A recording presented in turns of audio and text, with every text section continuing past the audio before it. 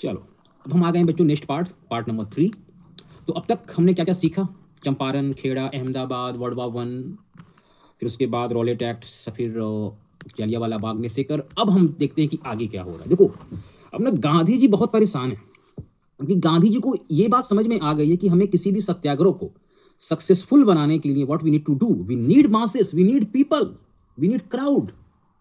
क्योंकि और लेकिन भारत में प्रॉब्लम ये है कि लोग डिवाइडेड हैं on the basis of religion, caste and so many other things. और गांधी जी चाहते थे कि ये सारे लोग एक फोल्ड में आ जाएं, तभी हम क्या कर पाएंगे, हम अपनी आवाज को दम के साथ ब्रिटिशर्स के सामने रख पाएंगे। बट प्रॉब्लम्स तो हो रही हैं, और ये मन में गांधी जी के विचार है कि now we are ready to launch the non cooperation movement. But कैसे?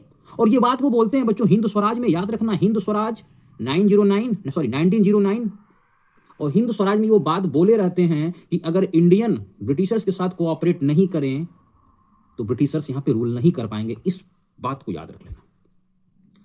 तो गांधी जी को पता है कि we need masses, we need people. जैसे फॉर एग्जांपल आप देखते हो कि जो लीडर्स होते हैं वो बल्क में आते हैं, मासेस में आते हैं। अगर वो अकेले आए तो फिर दिक्कत है उनके लिए।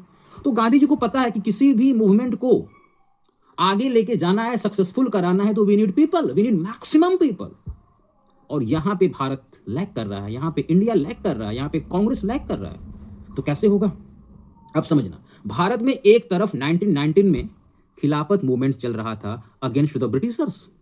यानी बैकग्राउंड क्या है? बैकग्राउंड ये था बच्चों कि जो ब्रिटेन है, जो आपका इंग्लैंड है, वो वर्ल्ड वॉर 1 के बाद टर्की को कंप्लीटली डिस्ट्रॉय कर देता है, डिसमेंटल कर देता है। ठीक है ना? वहां पे एक पोस्ट है बच्चों कैलिफ का, जिसको इंडियन मुस्लिम्स मानते हैं अपना स्पिरिचुअल लीडर। तो कैलिफ के पोस्ट को रिमूव कर दिया कि भैया आज से नहीं होगा। तो इस बात को लेकर के इंडियन मुस्लिम्स इंडिया में क्या क्या कर रहे हैं? प्रोटेस्ट कर रहे हैं। ठीक है? तो गांधी जी को यह बात समझ में आया कि अगर ये लोग एनसीएम के पार्ट बन जाएं तो जो जितने मुस्लिम्स हैं, इंडियन मुस्लिम्स, वो कहां पे आ जाएंगे? एनसीएम में। तो हमारी जो संख्या है वो बढ़ जाएगी। तो अब देखो क्या हो रहा है। जैसे आपने पढ़ा ना बच्चों ग्रीक वॉर ऑफ इंडिपेंडेंस, उसमें कौन? Turkey, Ottoman empire. वही ओटोमन इंपायर कहां पे है? खिलाफत मूवमेंट में। वो सॉरी, आपके मतलब खलीफा जो है, कैलिफ जो है, और उसी के लिए खिलाफत मूवमेंट स्टार्ट किया गया है। इतनी बातें क्लियर हो गई ना? I hope everything is quite clear to all of you. बोलो। तो ठीक है, अब आगे और चलते हैं। तो गांधी जी को यह बात पता था कि अगर हम इस पे वर्क करें तो प्रॉब्लम को सॉल्व किया जा सकता है। सो गांधी जी बात करते हैं कांग्रेस में, कांग्रेस के लोगों से, क्योंकि जो आपका कांग्रेस है बच्चों, उसमें जो मैक्सिमम जो लीडर्स हैं वो कौन है? हिंदूज हैं, क्योंकि ऑलरेडी आपका मुस्लिम लीग बन चुका है फॉर द मुस्लिम्स। ठीक है ना? तो अब यहां पे मतलब प्रॉब्लम्स हो रहा है। ठीक है? तो अब क्या होता है बच्चों कि गांधी जी बहुत ट्राई करते हैं, बहुत ही ज्यादा ट्राई करते हैं, लेकिन वो सक्सेसफुल नहीं हो पाते हैं।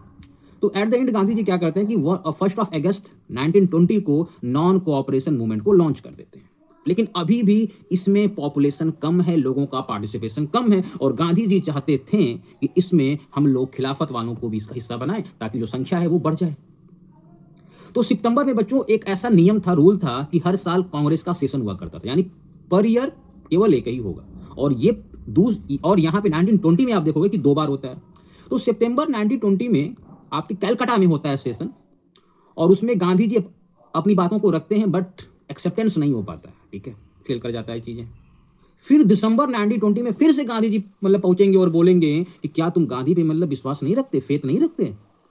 लोगों ने कहा है बापू, बट स्टिल लाइक थोड़ी सी प्रॉब्लम है। बापू बोलते भाई चंपारण देख ले मेरा, खेड़ा देख ले मेरा, अहमदाबाद देख ले। मैं रॉलेट में फेल हो गया, ठीक है, बट मैं इतना फेल भी नहीं हुआ, मैं ठीक ठाक कर ले गया। हैव फेथ इन मी बड़ी, मैं कुछ करूंगा। तो गांधी जी बहुत ट्राई करते हैं, मनाते हैं, और एट द एंड 1920 दिसंबर वाले में ये बात बन जाती है कि हमको खिलाफत वालों को एनसीएम का हिस्सा बनाना है। और इधर गांधी जी ने मोहम्मद अली और शौकत अली, जो खिलाफत मूवमेंट को क्या कर रहे थे, लीड कर रहे थे, उनसे भी बात कर लिए हैं। दोनों तरफ देखो, गांधी जी बीच में है और दोनों लोगों से कन्वर्सेशन कर रहे हैं, यानी दोनों साइड्स, यानी दोनों पक्षों से कन्वर्सेशन कर रहे हैं। तो मोहम्मद अली और शौकत अली भी गांधी जी का रिस्पेक्ट करते थे। बहुत मनाने के बाद, बहुत ट्राई करने के बाद, वो लोग भी नहीं मानते हैं, बहुत ट्राई करने के बाद गांधी जी ने कहा कि तुम खिलाफत के लिए तुम लोग लड़ते रहो, बस इसके हिस्सा बन जाओ, और कांग्रेस वाले जो हैं वो नेशन के लिए मतलब फाइट करते रहेंगे। तो बस होगा क्या कि संख्या बढ़ जाएगी, तो तुमको भी फायदा होगा और हमको भी मतलब फायदा होगा। सो 1921 जनवरी में क्या होगा कि जो आपका एनसीएम और खिलाफत है वो मर्ज हो मतलब आपका हो जाता है। इतनी बातें क्लियर हो गई। तो अब एनसीएम में जो लोग हैं वो ज्यादा हो गए हैं, बढ़ गए हैं। अब वो अपनी बातों को और दमखम के साथ रख पा रहे हैं इसके सामने, in front of the Britishers. अच्छा, इतनी बातें आपको क्लियर हो रही हैं कि कैसे एनसीएम काम किया, ठीक है ना। और अब इसके बाद हम लोग फोर्थ पार्ट में मतलब पढ़ेंगे कि व्हाट इज द फीचर्स, या गांधी जी ने क्या बोला था कि एनसीएम में हमको क्या करना है। Thank you very much.